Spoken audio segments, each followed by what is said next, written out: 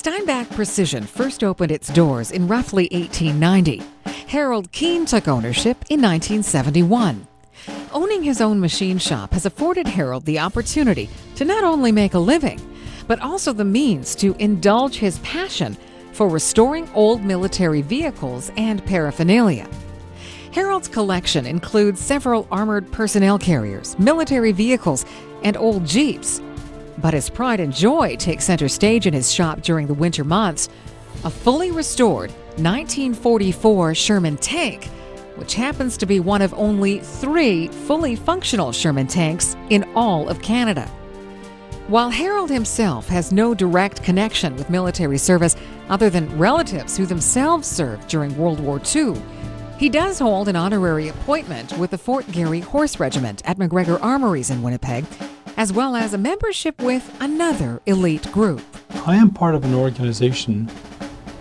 We label ourselves as the Ghost Squadron because we have resurrected what was dead and considered gone and done with.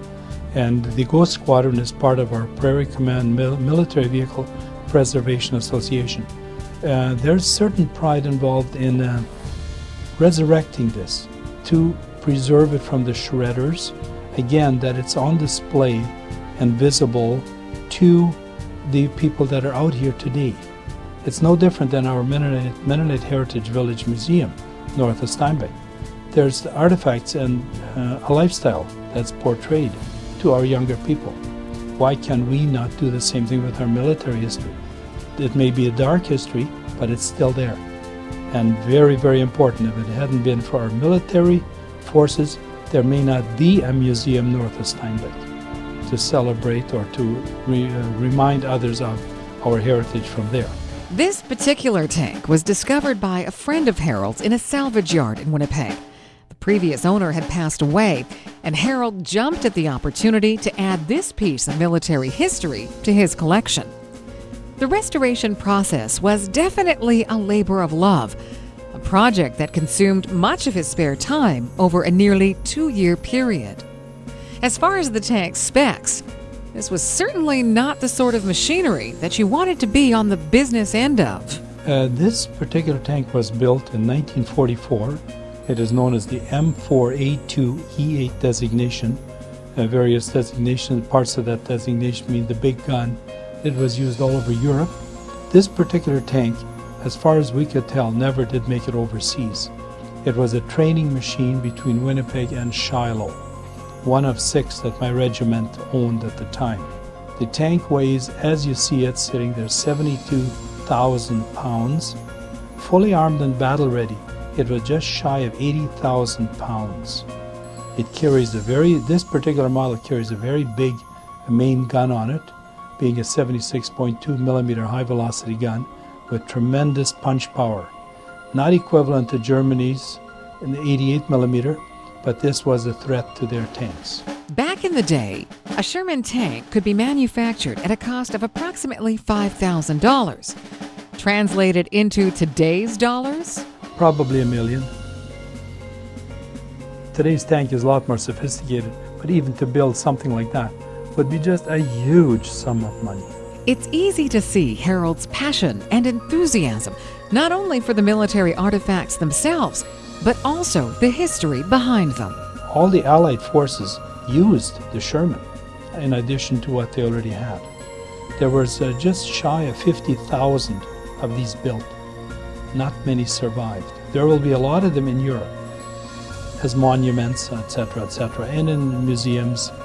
But in Canada, there's very few left. The tanks that were overseas and other equipment, as a rule, was not brought back after the war's end, because the governments of the day did not want to flood the North American market with all this surplus brass and steel. They'd rather mine it again, dig it out of the ground, provide employment. Because if all that equipment had been brought back, melted down, used for tractors, loaders, whatever, it just would have destroyed our economy here at the time, which was fragile enough at the time. What goes into the making and design of a 1940s era Sherman tank? The tank itself uses the twin diesel engines mounted at the back with a long drive shaft running to the front with a 5-speed standard transmission mounted between the driver and the co-driver. Very, very crude transmission, very large, but not at all sophisticated. Navigation equipment would have been maps only.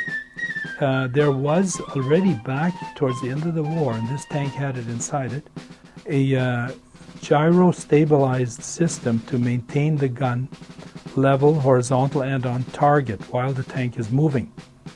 Of course, that equipment was all taken out before the tank was released to the civilian populace. It had a top speed of about 28 to 30 miles per hour, which is a lot of speed for something that weighs almost 40 tons on tracks. And of course the engines, this one has only about 400 horsepower in it.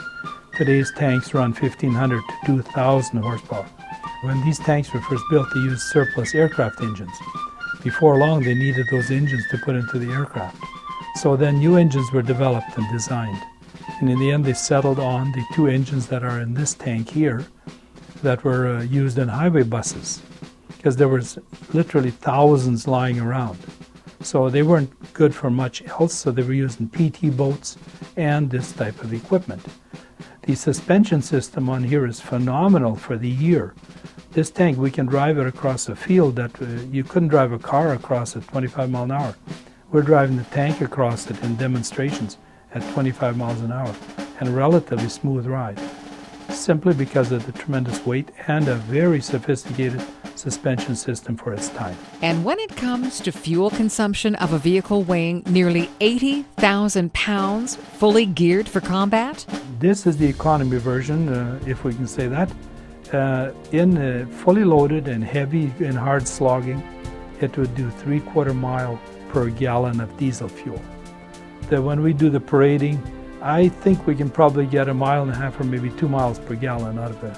While being only one of 3 Canadians who can lay claim to owning a fully functional World War II era Sherman tank, minus the guns of course, Harold notes that it certainly isn't the novelty of the tank that should capture people's attention. I feel that we should not let the next generation forget. The younger people should be reminded that of what had happened, and commemorate and honor those that went before us to defend our freedoms, and don't do it again. Wake up to reality. You can protest all you want on the streets and burn flags, and don't ever burn our Canadian flag in front of me. And some people will do it. But don't forget, somebody did this and they sacrificed the ultimate thing they had, their lives, so that others could go ahead and display and protest, which we see every day now, and more so. For that reason, I still feel a connection to Remembrance Day, although I never did serve actively anywhere. But we, again, remind people, show them. And that's another reason, quite often, November 11th, I will take that tank and cruise through Steinbach, several back streets, spend an hour, hour and a half just idling down the streets to remind people this is what you could have if some of us had not gone out there and prevented this from happening. Your town could hold 10 of these and gray uniforms all over the street if it hadn't been for some who went and put a stop to it. For Steinbach Online, I'm Karen Black.